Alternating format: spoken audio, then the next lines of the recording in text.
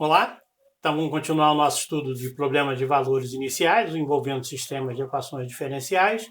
No vídeo anterior, a gente viu como resolver uma equação diferencial de ordem mais alta, de ordem 2 em diante, dividindo essas equações em tantas quantas forem necessárias, em tantas equações quanto a ordem da equação que eu quero resolver, sendo que essas equações agora todas de primeira ordem.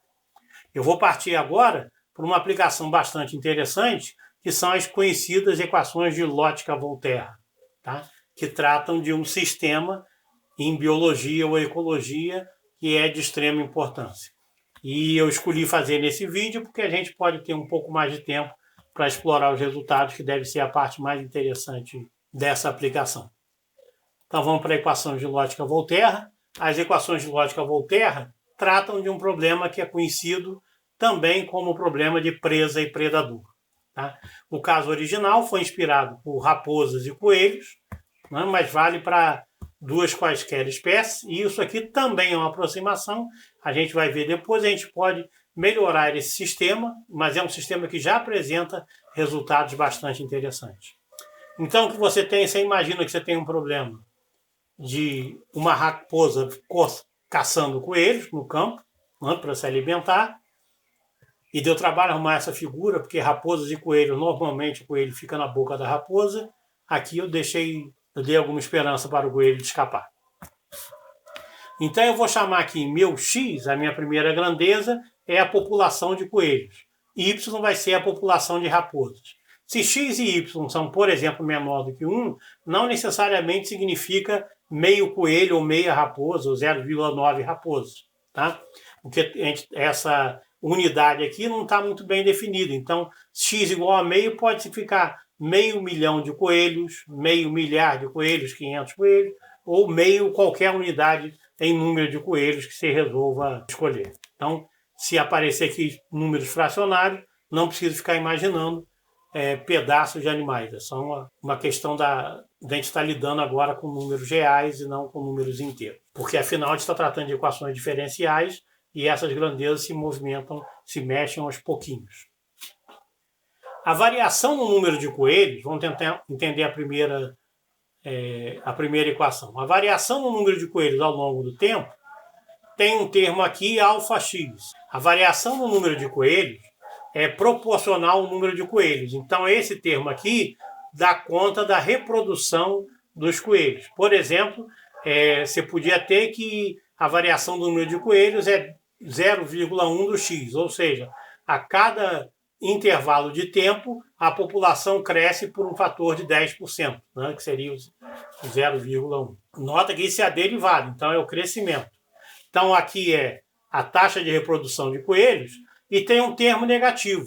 Tá? Esse termo negativo é menos beta-x, y. Y é o número de raposas. Esse termo negativo é a concentração de raposas vezes a concentração de coelhos. O beta vai dar conta da probabilidade de uma raposa, tendo visto um coelho, conseguir pegar ou não, ou o coelho escapar. Tá? Então o beta dá conta, ele é negativo, então estou falando aqui, coelhos são extraídos da população porque eles encontram algumas raposas. Tá? Você podia imaginar que poderia ter um outro termo aqui, que coelhos morrem por outras formas, etc. Mas vamos manter essa equação por enquanto simplificada. Então, o primeiro termo dá conta do crescimento de coelhos, que só dependem dele, porque coelho se alimenta de grama. E, em princípio, não vai faltar mato no nosso problema. A gente poderia criar uma terceira equação aqui, dando conta da grama, onde a grama depende do número de coelhos. Quanto mais coelhos, menos grama a gente tem. Mas não vamos fazer isso, vamos manter o problema simplificado. Eu estou dando essas ideias só para a gente ver como a gente pode aprimorar ainda mais esse modelinho de populações. Tá? Então, explicado como varia o de coelho, vamos ver como varia a população de raposas. A população de raposas tem um termo menos gama y, que dá conta das raposas que saem da população. Ou morrem por idade, ou vão para outro lugar. Isso aqui é uma população uma dada região. Delta XY significa o seguinte: vai ter tanto mais raposa quanto mais essa raposa conseguir comer o coelho. Quanto mais alimentada ela está, aumenta a chance de reprodução. Essa é a hipótese que a gente faz ao colocar esse termo aqui. Então, mais alimentada aumenta a chance de reprodução, e quanto mais raposas eu tiver, por isso o termo Y, maior é a chance da raposa se acasalar, encontrar uma outra, se acasalar e gerarem raposas. Tá? Então, esse é o termo do crescimento da população, mas que é diferente do coelho, porque depende do número de coelhos. O número de mortes de raposas não depende do número de coelhos nesse sentido aqui. Tá? A gente poderia acrescentar um outro termo ali, mas a gente vai ver que isso aí não é de início necessário. Então, como é que a gente resolve essa equação? Ora, primeiro eu vou precisar de valores iniciais para a população de coelhos e a população de raposas. Tá? Uma coisa interessante que a gente pode imaginar aqui é o que acontece se a gente tem raposas e coelho coexistindo e cuja dinâmica do sistema é dada por essas duas equações. Pode chegar numa situação de equilíbrio. A situação de equilíbrio é aquela em que a população de coelhos agora não varia, constante. Por quê? Porque nascem tanto coelhos quanto são abatidos pela raposa, por exemplo. E também nascem tantas raposas quantas morrem. Então, essas populações entram em equilíbrio, essas grandezas devem ser zero. Sendo zero as derivadas, a gente encontra essa relação aqui. Eu posso botar o x em evidência na primeira, o y em evidência na segunda, isso dá alfa menos beta y, delta x menos y. Tá? Então, eu obtenho aqui duas soluções, na verdade, que podem corresponder aos estados de equilíbrio da população. A primeira é simples, é x e y igual a zero. Quer dizer, não ter raposa e não ter coelho, a população está equilibrada em zero. Tá? Então, se a população em algum momento tiver zero coelhos, as raposas comerem todos, elas morrem também. Esse aqui é o que a gente chama, numa dinâmica, no estudo de sistemas dinâmicos, de um estado absorvente. Se x igual a zero, y igual a zero, zero coelho a zero raposa, não há chance de serem criados novos coelhos e nem novas raposas. A solução interessante é essa daqui. Então eu vou ter que y vai ser igual ao parâmetro alfa sobre beta, que é esses do coelho, e o x vai depender do gama sobre delta, que depende da taxa de crescimento da raposa e também de quantas raposas são abatidas ou são retiradas da população. Então esse é o estado de equilíbrio. Então eu posso esperar que, começando com o valor inicial, esse sistema vá para um estado de equilíbrio, cujo ponto fixo é esse aqui. Tá? O x0 e y igual a zero eu não vou tratar porque é trivial. Então vamos dar uma olhada na implementação dessa equação no nosso código computacional. Então esse aqui é o código que eu escrevi para o problema de presa-predador, que tem uma diferença em relação ao método de Runge-Kutta.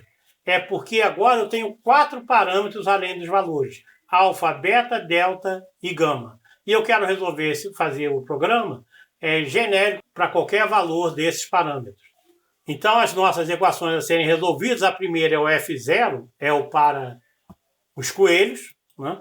A equação a ser resolvida é alfa x menos beta x, y. São os y0 e o y1, como eu coloquei anteriormente. Por outro lado, a equação das raposas é dada por essa daqui. É delta y0, yi e gama vezes yi. A implementação do método em Runge-Kutta é muito semelhante ao que a gente fez no passo anterior. A única diferença é que agora minhas funções dependem desses parâmetros. Tá? Então, o que eu fiz aqui, vou mostrar o truque, eu tenho parâmetros alfa, beta da primeira equação, delta e gama são da segunda equação. Então, eu defini uma matriz A22, em que o primeiro 2 corresponde às duas equações e o segundo aos 2 parâmetros. Então, eu tenho alfa e beta para a primeira equação, delta e gama para a segunda equação. Com isso, eu consigo modificar muito pouco o meu programa. Eu passo f de xy e para a primeira equação, só o alfa e beta, e para a segunda, quando i for igual a 2, só passo o delta e gama. Tá? Então o resto do RunGecuta é idêntico ao que a gente viu no código passado. Então eu entro pela linha de comando y0 e y1 são os valores iniciais das grandezas que eu quero calcular. A igual a 0, B igual a 100, vou rodar 100 passos, com H de 0,1 em 0,1. Aqui eu não quero muita precisão, né, e quero um número razoável de passos. E vou imprimir o x e o y a cada passo. Os valores para os parâmetros alfa, beta, delta e gama são esses aqui, 2/3, 4/3, 1 e 1.0. Então vamos rodar esse programa. Vamos começar, por exemplo, com 0,909. Essas são as populações iniciais de coelhos e raposas. Então você nota aqui, para 100 passos, que 100 passos foi o que eu tinha escolhido no programa, que o que aconteceu é que a população de coelhos varia e a população de raposas também. Isso aqui não está indo para um ponto fixo como eu esperaria. O ponto fixo para esses valores que eu dei seria 1,5. Vamos ver o que acontece. Então vou botar a saída num presa.dat e vou partir agora para ver o gráfico dessa figura, o que aconteceu. Então o nosso programa favorito é o Gnuplot. O que eu quero fazer é... Então o que eu tinha? Na saída do programa eu tinha o tempo, a população de coelhos e a população de raposas. Então vou botar usando 1 e 2. Essa é a população de coelhos. Vamos botar com linhas e pontos para ficar mais fácil de enxergar o que está se passando. Agora usando a primeira coluna e a terceira, que é para as raposas. Então essa é a saída do Gnuplot. O que a gente observa em verde as raposas, né? em roxo os coelhos. A população de coelho atinge níveis mais altos, eles se reproduzem mais do que as raposas. A gente colocou esse parâmetro maior de reprodução para os coelhos. E aqui você observa que as populações não vão para um ponto fixo. Elas oscilam, né, em torno de alguns valores. E o que é interessante aqui também elas não oscilam em fase. O máximo de uma não é o máximo de outro. Então o que acontece aqui? Você começa com um dado valor, aí a população de raposas e coelhos diminuíram, até que a população de raposa estava pequena, e aí os coelhos começaram a se reproduzir bastante.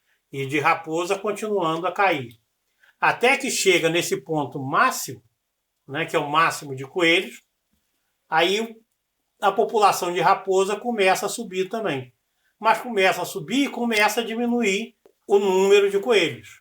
Aí, a partir daí, começa a diminuir o de raposas e repete tudo isso várias vezes nesses intervalos de tempo. Repete aqui em torno de...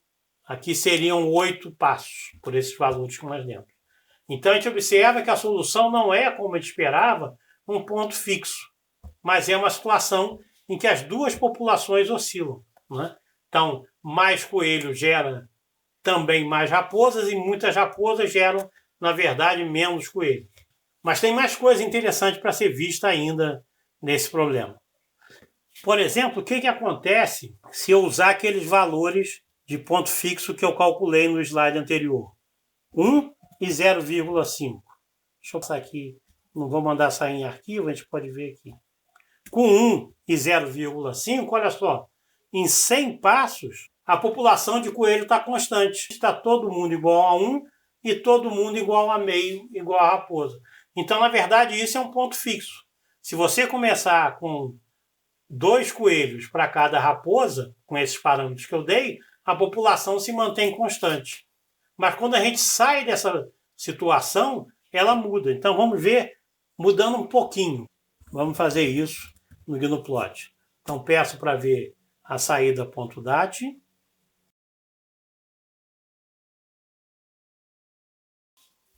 E agora o que a gente observa no Gnuplot é de novo uma flutuação. Em momento nenhum a população de coelhos e raposas são iguais, mas elas oscilam, também com a mesma diferença de fase. E você observa que isso aqui varia entre 0,8 e 1,2, que dá, em média, daria 1. Aqui, em média, daria meio. Então, o ponto fixo agora, a gente diz que ele é instável, porque saindo um pouco dele, você vai para uma outra situação, mas essa nova situação é uma situação que varia em torno desse ponto fixo. E aí pode ser legal, ao invés de a gente plotar coelhos e raposas contra o tempo, plotar a população de coelho contra a população de raposa. Vamos ver isso no nosso GNU-Plot. O que eu vou plotar é, para um mesmo tempo, vou usar 2 e 3, ou seja, eu vou plotar a população de coelhos contra a população de raposas. Então, essa legenda não faz mais sentido. Olha o que a gente tem. Interessante, uma figura fechada, o que representa aquela situação periódica. Então, ao longo do tempo, o que vai acontecendo é isso. Quer dizer, a população de coelhos e raposas vai diminuindo. Essa aqui seria o mínimo da população de raposas, 40, o máximo 0,65. Essa aqui não é um círculo perfeito, é uma figura deformada, como a gente pode ver, né? Entre a variação, e essa aqui é a variação da população de coelhos, que está no eixo X, como eu botei. Aqui no centro, fica exatamente coelhos igual a 1 e raposas igual a meio, que é aquele ponto fixo. Aí a gente vê que, saindo um pouco do ponto fixo, eu vou para uma outra situação. Observe o que é a situação de equilíbrio aqui. A situação de equilíbrio é uma situação em que as populações de coelho e raposas estão dinamicamente variando, né? Elas variam no tempo sem atingir um valor fixo como previsto naquelas condições, tá? O formato dessas figuras, como vocês vão ver na lista de exercícios, dependem das condições iniciais que eu considerei. Aqui no caso eu botei 0,9 para cada uma delas. É um probleminha que é bastante interessante. Ele pode ser enriquecido, você pode colocar mais espécies. Aliás, esse é um dos problemas principais em ecologia, na parte experimental, que é quando o biólogo ou o ecólogo vai para o campo para fazer as medidas, ele quer descobrir o que ele chama de níveis tróficos. E para a gente é aquela seção de fofoca, quem é que está pegando quem em toda essa escala biológica. Então, saber quantos predadores nós temos, quem preda quem, com que intensidade. Então, esse é um dos problemas de ecologia para tentar construir essa rede de interações. E a gente viu que isso nada mais, nada menos do que uma aplicação de equações, de um sistema de equações diferenciais, que a gente aprendeu como resolver, utilizando aqui o método de Ruge-Kutta. Então, a gente viu, em resumo, nesses 2 vídeos, como resolver um sistema de equações diferenciais para problema de valores iniciais. Eu só estou interessado, ou eu só tenho acesso de início, aos valores das quantidades em um dado tempo. E eu tento tirar como essas quantidades variam no tempo. A gente vai ver na lista de exercícios, que tem outras aplicações bastante interessantes, algumas bastante atuais.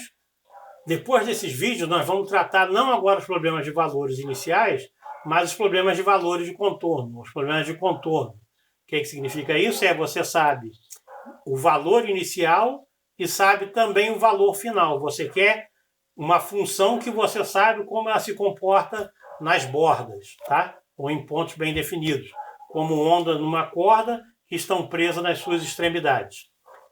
Para fazer esse trabalho de problemas de contorno, a gente vai usar esses métodos que a gente viu nesses 2 vídeos, tá? Então, muita atenção, tente aproveitar ao máximo, não ter dúvidas sobre como funcionam esses métodos, que eles serão fundamentais para os vídeos que virão. Então, vejo você no próximo vídeo. Até lá!